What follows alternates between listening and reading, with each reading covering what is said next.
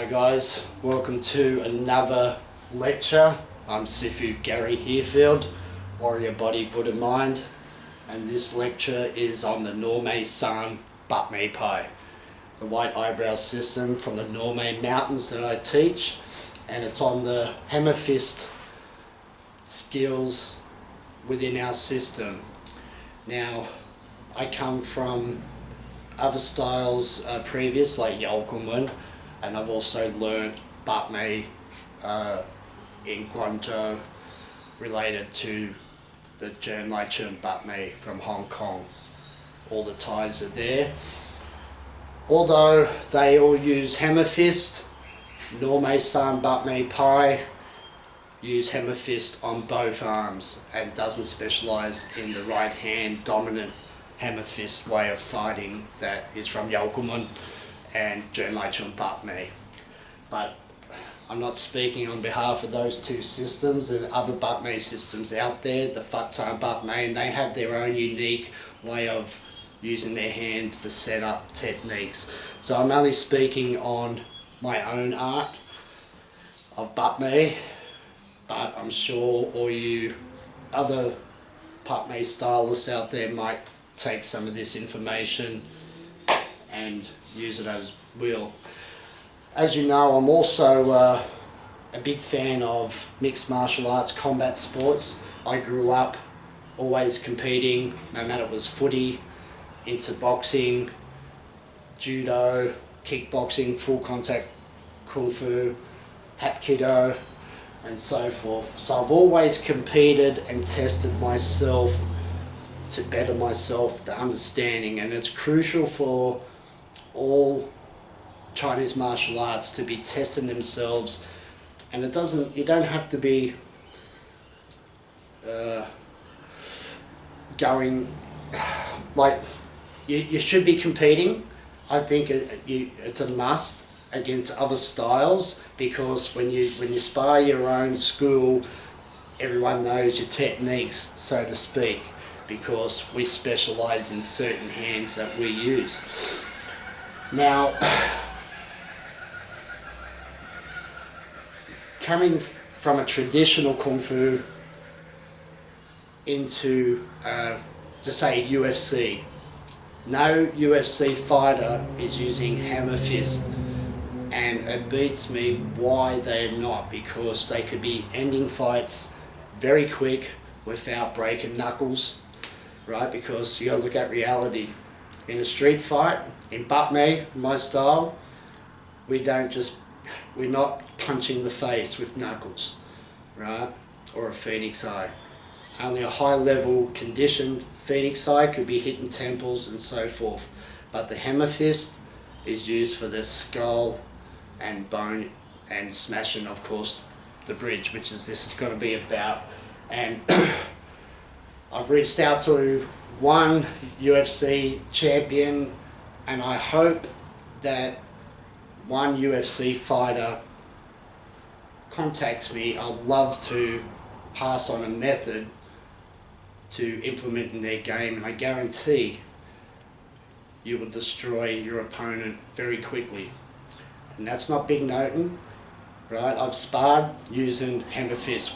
In our style of Butt Me, we spar usually with no gloves, right? We condition with no gloves. So again, we don't have wraps and straps.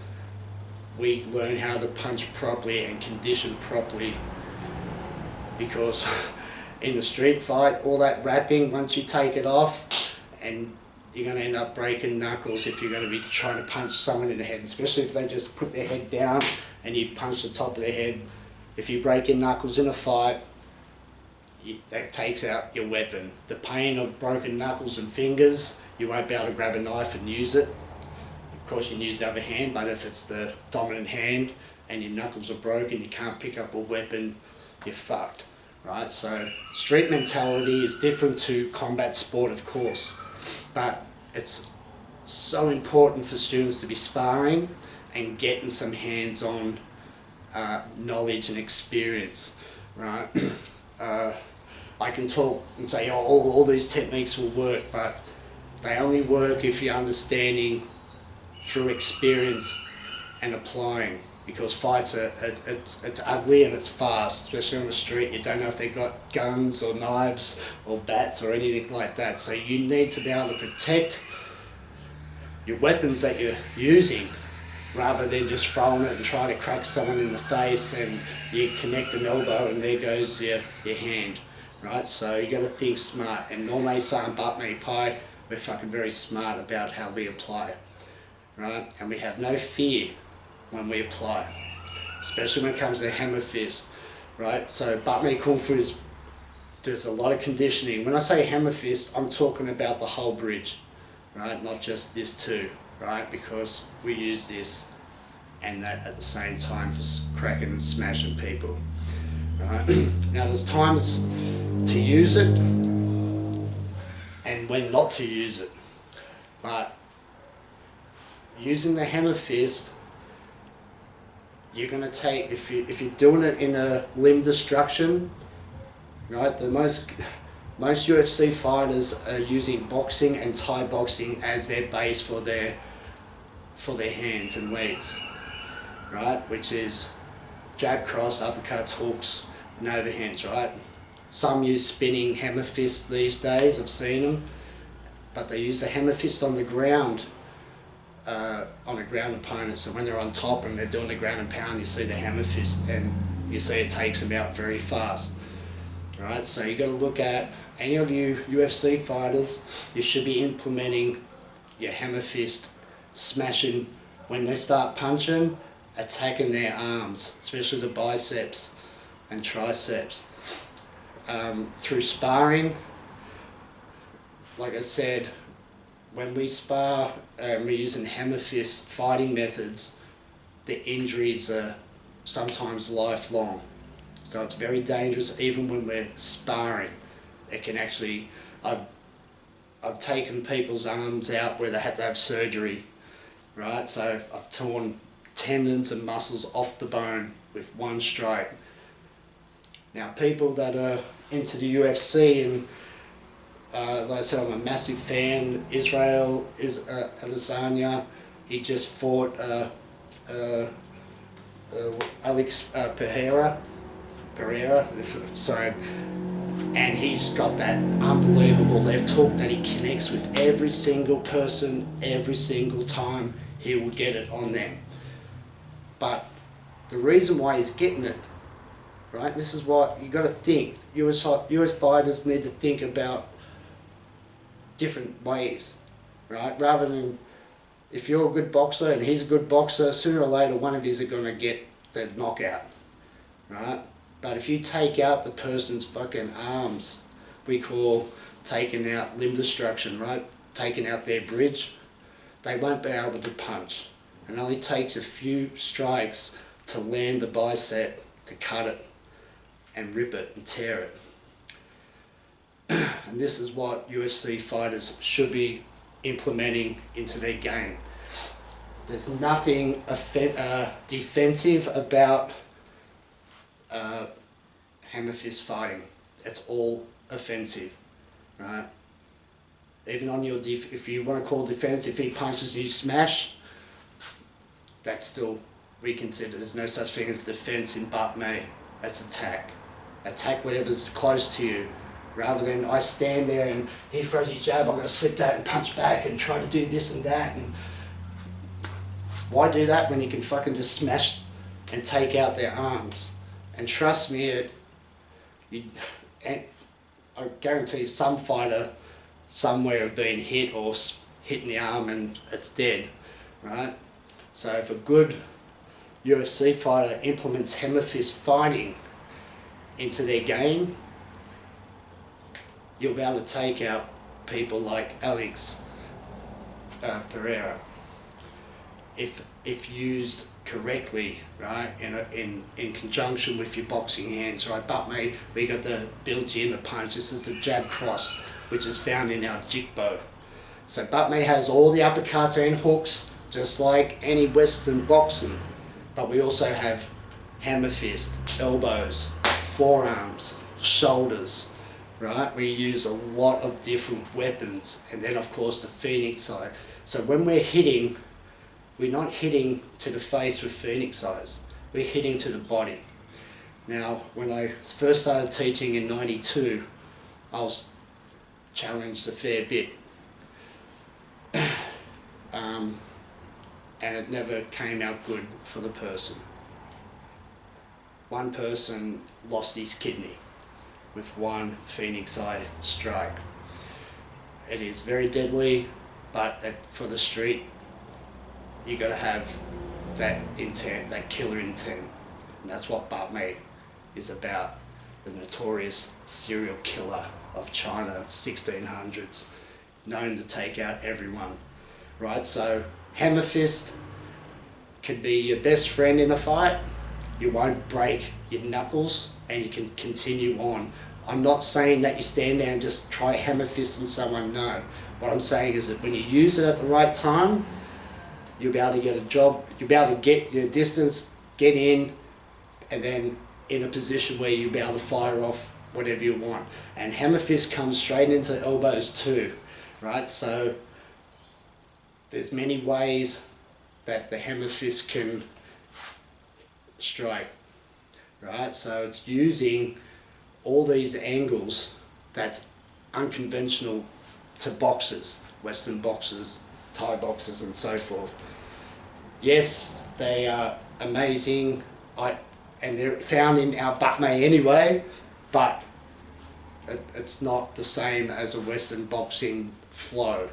We incorporate from there into many different hands, right? So someone that, like I said, I don't know why UFC fighters are not thinking outside of the box.